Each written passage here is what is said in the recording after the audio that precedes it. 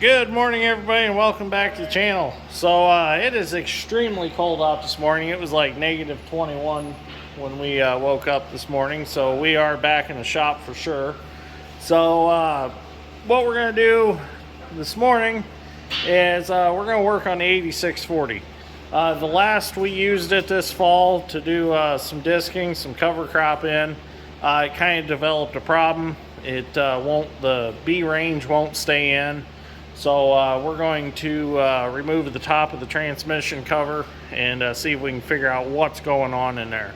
So while it's got the wheels off, perfect time to do that.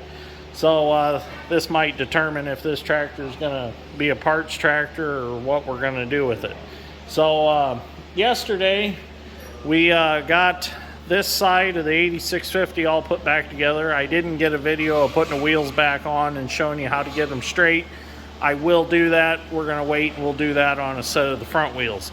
So this side is completely put back together. What we done was we took what tires and rims we had already mounted off the 8640 and put them right on the 8650 because they're the same identical rims and everything. So we thought, well, why go through the hassle of breaking the wheels down?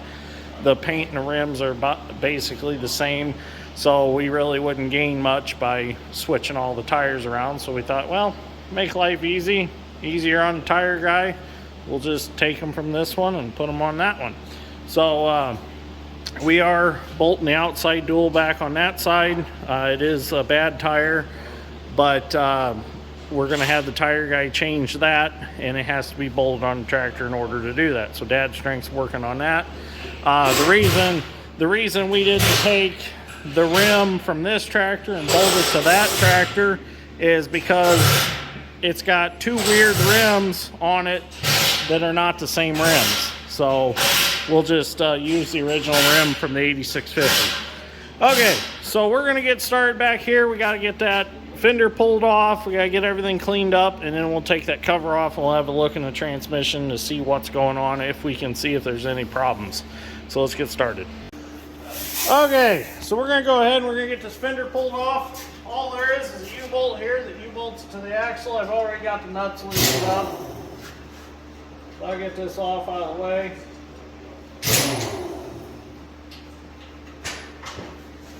This fender will sit here. There's a U-bolt. Hey, you gonna help me? No. Okay. So Dad Strength and I will go ahead and get this fender picked off. They're fairly heavy. Which way do you want to go with it? I'll go with it. Okay. Sit it on the floor out of the way. And now I'll get the air blower. I'll do some blowing, clean that up, and we'll get her tore apart. So this is the cover that we need to get off right here. So in order to do that, we're going to take all these bolts out that hold the cover on, but first we need to blow off all this material that's on top of it that is built up.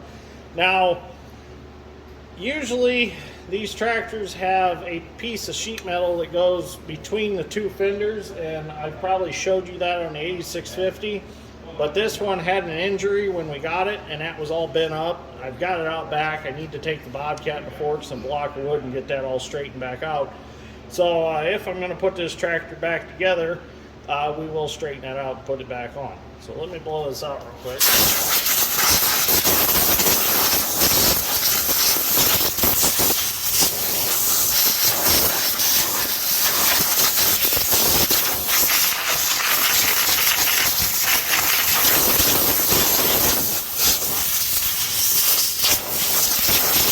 Now, I will give you a little tip on these tractors. There's a steel line that runs from one side to the other across here in front of the rock shaft. That steel line will usually rust out on the 8630s, 84 or 8640s like this one, the 8650. So it's crucial to keep this area cleaned out. Now you don't have to take all the sheet metal off to get in here. You can actually poke in each side with a pressure washer, but make sure you keep that washed out. The steel line on this one rusted out, so the solution was just go get a hydraulic hose, have it made. You can do that if yours rusts out. But to prevent it from rusting out, keep this area cleaned out through here. So I'm gonna grab some tools and we'll get this cover off. Okay, so we ended up having to take the other fender off because we've got this fitting right here that's being a real bear. I couldn't get in there to get it. So there's actually a wiring harness right here that runs across the top, and it plugs in right here. This is for the parking switch. So I'm gonna go ahead and get this out of his way. He can pull that out of the way. We'll probably have to heat that fitting to get it off. Just throw that on the side of the tractor. Let me get the torch and heat that a little bit.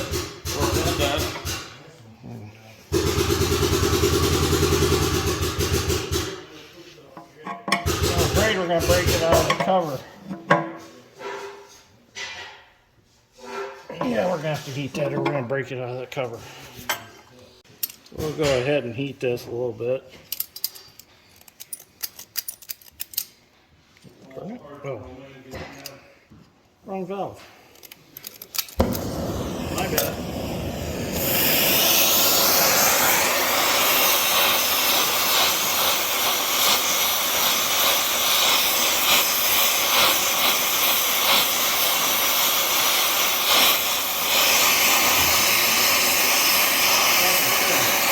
Yeah, I know.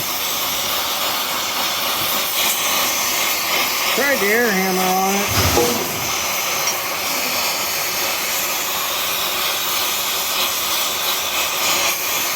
Just can't believe it's being such a bear. Ready?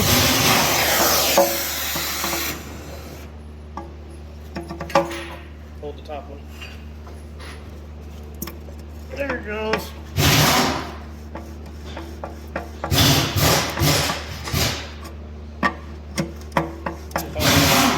Stuff on that pipe. Yeah.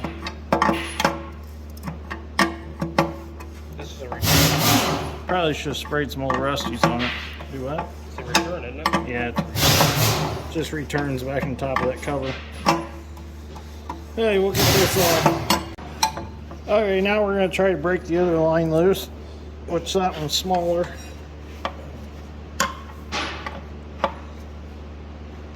Oh, it's not breaking loose off the line, is it? Ooh, careful. Hang on, let me go get something to hold that line with. So we're going to go ahead and heat this one too.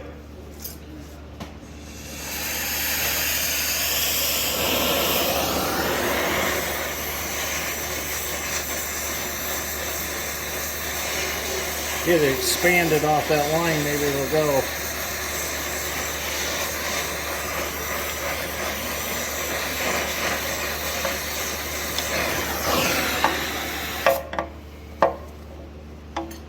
Oh, no. There it goes.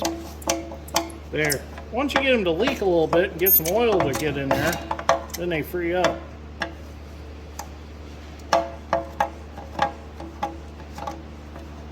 Alright, we'll get this one off.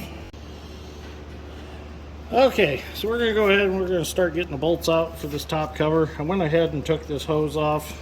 Dad Strength got his clamp off on that side that holds this line and the small steel line that's supposed to be under there. So we'll get these off out of the way. Kind of try to take them off fully assembled so that they don't fall apart, so you know how they go back together. So see, just keep all the spacers and everything like that. So anyways, I had a viewer ask me my opinion on buying an 8630. Well, if I'm going to spend the money on an 8630, I'd rather spend a little more money and get an 8640. For one thing, the 8630 has a different, well, it's a twin stick quad range. So you've got a gear shift for your range and you've got a gear shift for your gears.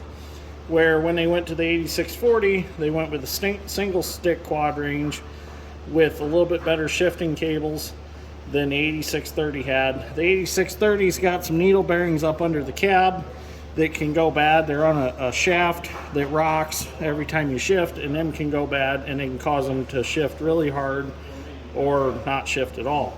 So the 8640 had a little better sound package. And as far as keeping the cab quiet, the 84, the 30 series were pretty loud in the cab. That's the worst part about them.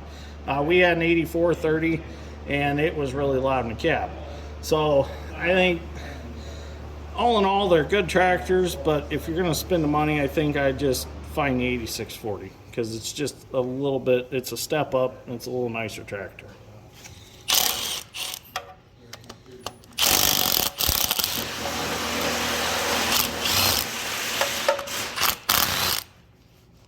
So we'll get all these bolts out. Uh-oh.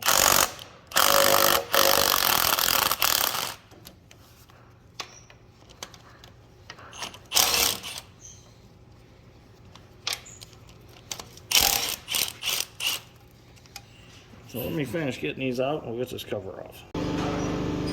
Okay, so we're going to go ahead and we're going to pop this cover off. Now I took the air blower and I blew this all off again. Something I want to suggest, if you haven't already, go to Harbor Freight and buy some of these tool trays. There's like 3 different sizes. These things are awesome.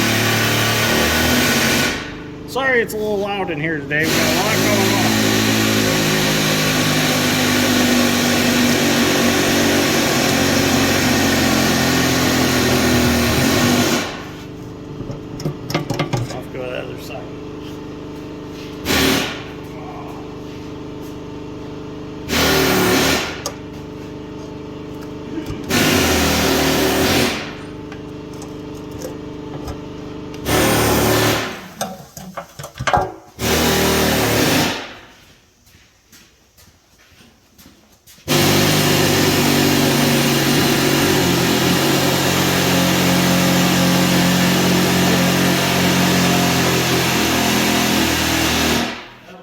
We're gonna have to get these hoses out of the way.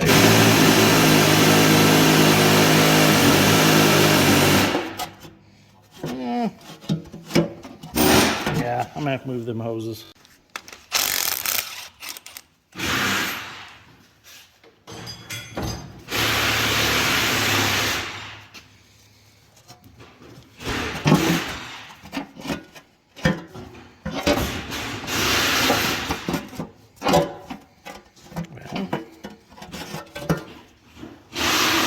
Oh, I see the problem.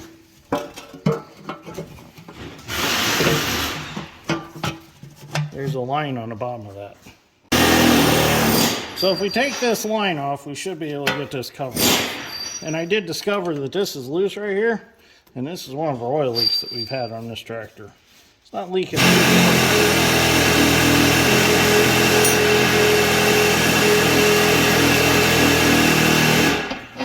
Now,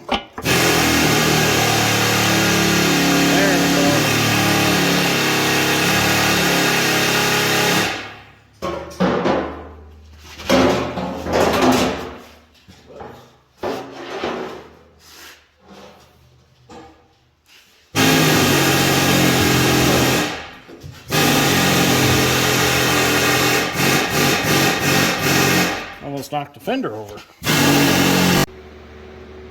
Okay, so we got our transmission opened up. I went ahead and drained the oil out of it just so we can see what's going on lower down in, which you really can't see much of what's going on.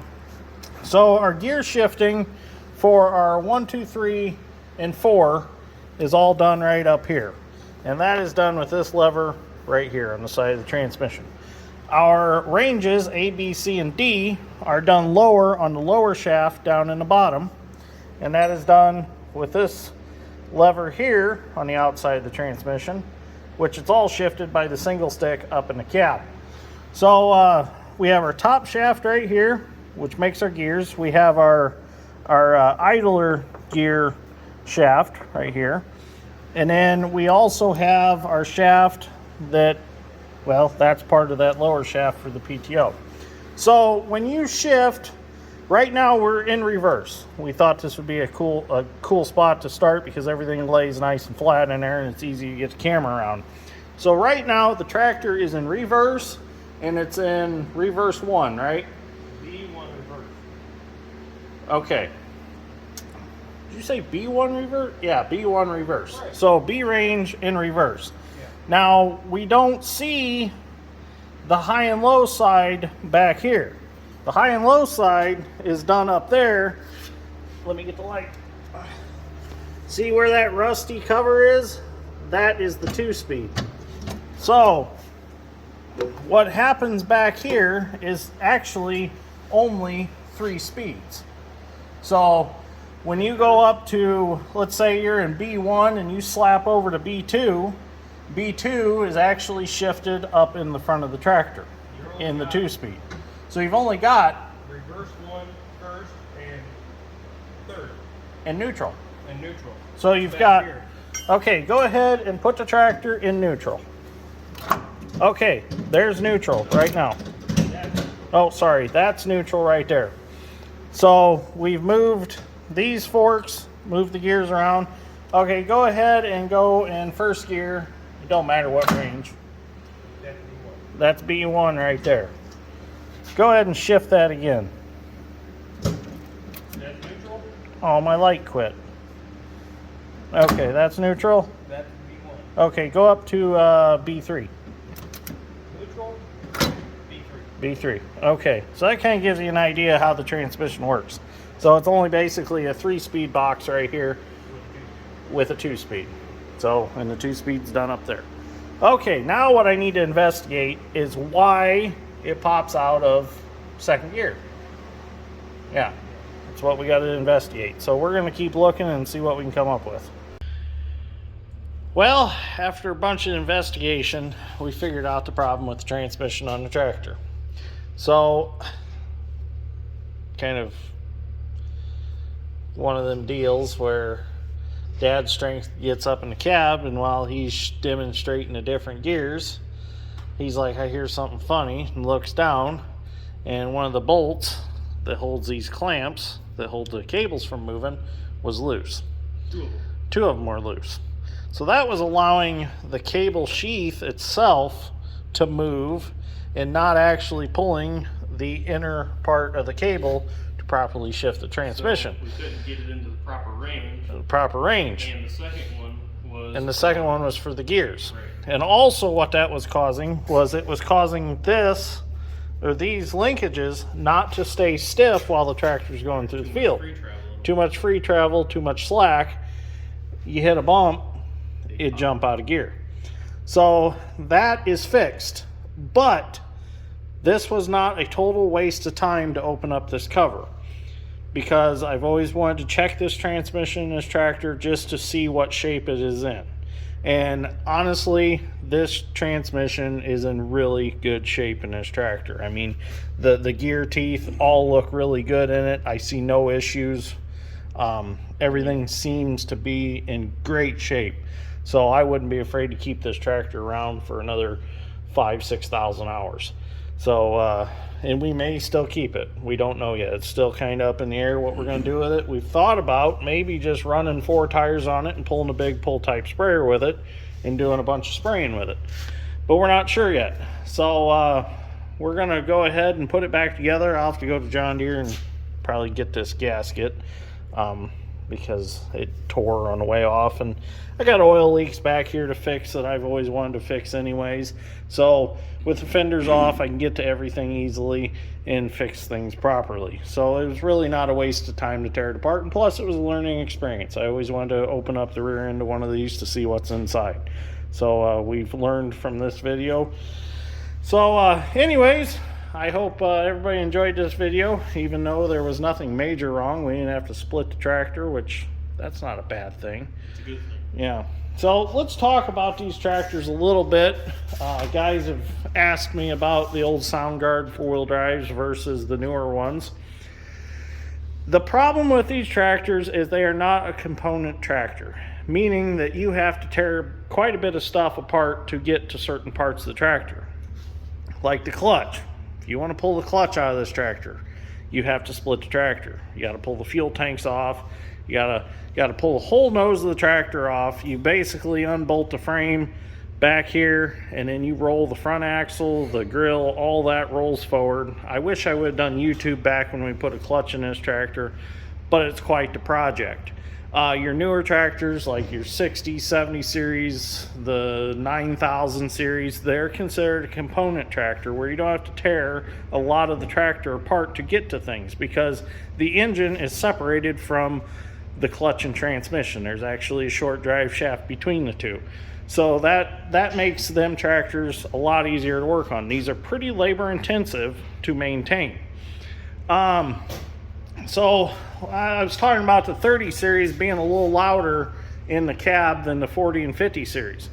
The 30 series, these were open windows on each side. Well, I don't mean open, they were glass, but they found out that by covering them and making just a small window and then insulating that with your cab interior, they found that they could really quiet the tractor down, and they could keep a lot of the fan roar out of the cab, the noise that the fan makes.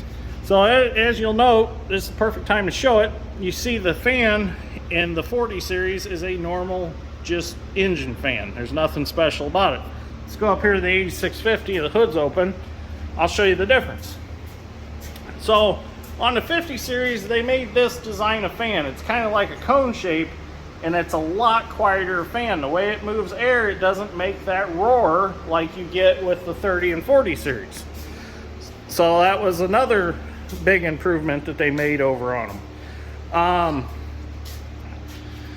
See, what else can I show you that's different? They upped the horsepower a little bit between the 40 and 50 series.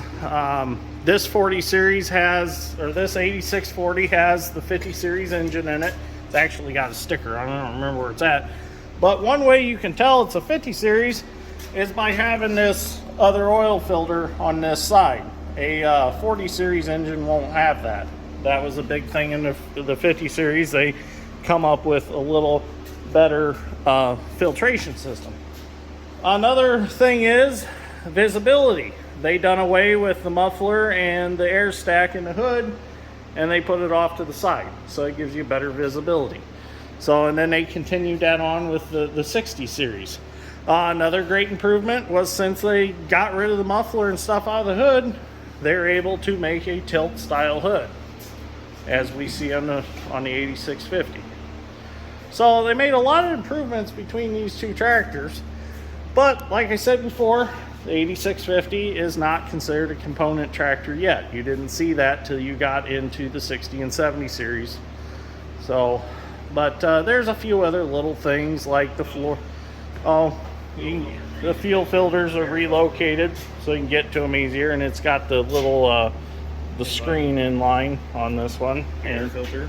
Your air filter's right there, easier to get to. It's not under the side screens to where you have to pull the side screen off to get the air filter. What else is there?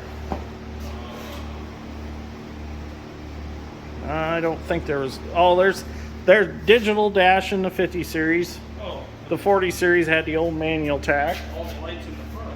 Oh, yeah. All the lights in the grill. Yeah, you have a lot more lights on a 50 series. See up under the, well, the hood's tipped down, but you've got more lights on these. You got those on the sides, not just the Yeah, you don't have the nose lights though, like the 40 series had on it. But they're similar in ways, but they are a different tractor.